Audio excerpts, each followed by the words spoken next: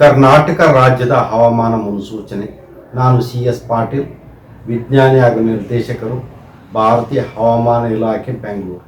ನಾನು ಮುಂದಿನ 7 ದಿನಗಳವರೆಗೆ ಕರ್ನಾಟಕ ರಾಜ್ಯದ ಹವಾಮಾನ ಮುನ್ಸೂಚನೆಯನ್ನು ಸಂಕ್ಷಿಪ್ತವಾಗಿ ವಿವರಿಸುತ್ತೇನೆ. ಇಂದು ಬೆಂಗಳೂರಿನಲ್ಲಿ ಗರಿಷ್ಠ ಉಷ್ಣಾಂಶ ಸುಮಾರು 34 ಡಿಗ್ರಿ ಸೆಂಟಿಗ್ರೇಡ್ ಹಾಗೂ ಕನಿಷ್ಠ ಉಷ್ಣಾಂಶ 19 ಡಿಗ್ರಿ ಸೆಂಟಿಗ್ರೇಡ್ ದಾಖಲಾಗಿದೆ. ಕಲಬುರಗಿಯಲ್ಲಿ ಗರಿಷ್ಠ ಉಷ್ಣಾಂಶ 39 ಡಿಗ್ರಿ ಸೆಂಟಿಗ್ರೇಡ್, ಕೊಪ್ಪಳದಲ್ಲಿ 38 ಡಿಗ್ರಿ ಸೆಂಟಿಗ್ರೇಡ್, ಧಾರವಾಡ, ಗದಗ, ವಿಜಯಪುರ ಹಾಗೂ ಬಾಗಲಕೋಟೆಯಲ್ಲಿ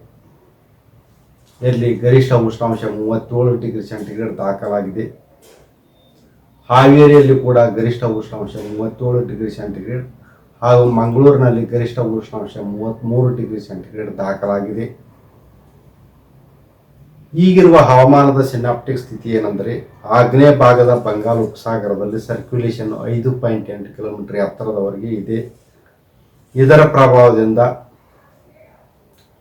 ಕೋಲಾರ, ಬೆಂಗಳೂರು, ಚಿಕ್ಕಬಳ್ಳಾಪುರ, ರಾಮನಗರ, ಮಂಡ್ಯ, ಮೈಸೂರು, ಕೊಡಗು, ಹಾಸನ, ಚಿಕ್ಕಮಗಳೂರು, ಶಿವಮೊಗ್ಗ, ದಕ್ಷಿಣ ಕನ್ನಡ ಹಾಗೂ ಉಡುಪಿ ಜಿಲ್ಲೆಗಳ ಕೆಲವು ಕಡೆ ಮಾರ್ಚ್ 11 ಹಾಗೂ 12ರಂದು ಅಲ್ಲಲ್ಲಿ ಹಗುರವಾಗಿ ಮಳೆಯಾಗುವ ಹೆಚ್ಚಿನ ಸಾಧ್ಯತೆ ಇದೆ.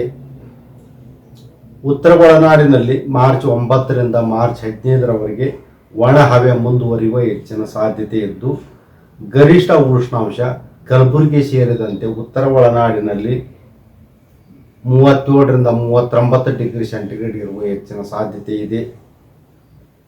ಬೆಂಗಳೂರಿನಲ್ಲಿ ಗರಿಷ್ಠ ಉಷ್ಣಾಂಶ 33ರಿಂದ 34 ಡಿಗ್ರಿ ಸೆಂಟಿಗ್ರೇಡ್ ಹಾಗೂ ಕನಿಷ್ಠ ಉಷ್ಣಾಂಶ ಸುಮಾರು 20 ಡಿಗ್ರಿ ಸೆಂಟಿಗ್ರೇಡ್ ಇರುವ ಹೆಚ್ಚಿನ ಸಾಧ್ಯತೆ ಇದೆ.